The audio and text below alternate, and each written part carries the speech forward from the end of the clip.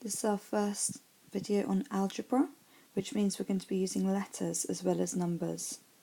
Our aim is to be able to collect like terms, which means collecting letters which are like each other, similar to each other. For example, A is like A, B is like B, C is not like D.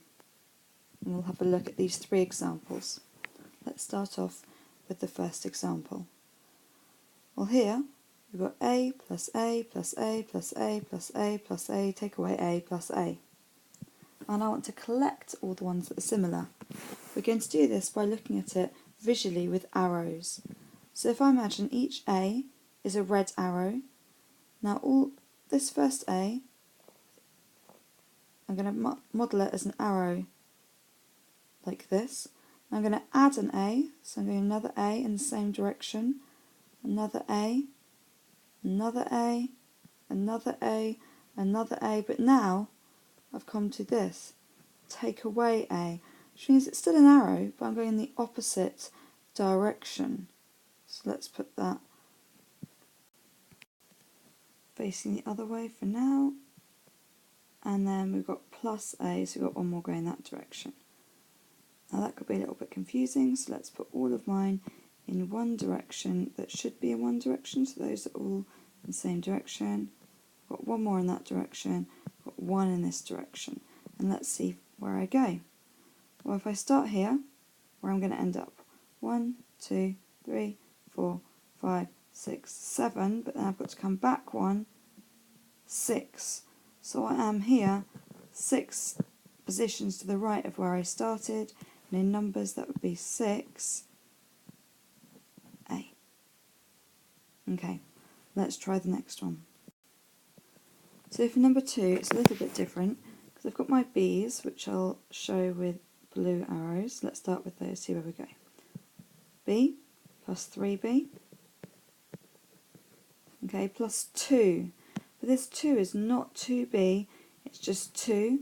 So let's show that with a different colour.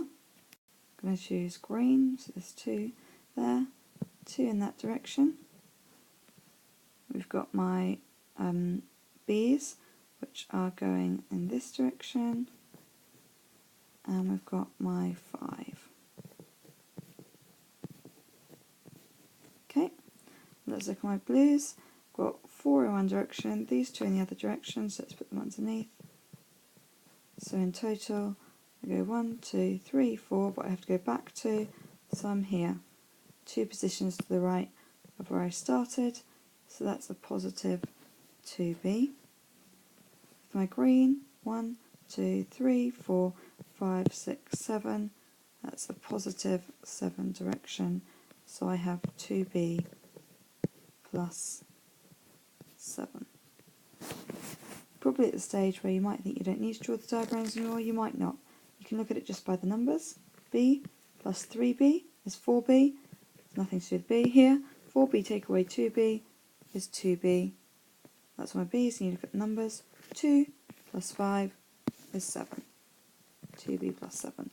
Make sure you don't get this confused with this. Right, let's look at one more. We've got some more letters here. So let's say our C's are green. So I've got C. Now I've got plus 5D. 1, 2, 3, 4, 5. 3C. 1, 2, 3. Taking away 2D. 1, 2. I'm taking away another D, not C. I'm taking away another D. Right. So these arrows are going in the other direction. Let's put them underneath.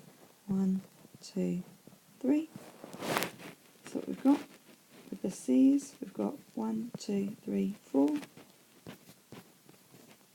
And with my D's, I've got 1, 2, 3, 4, 5, 4, 3, 2. Yep, ending up here.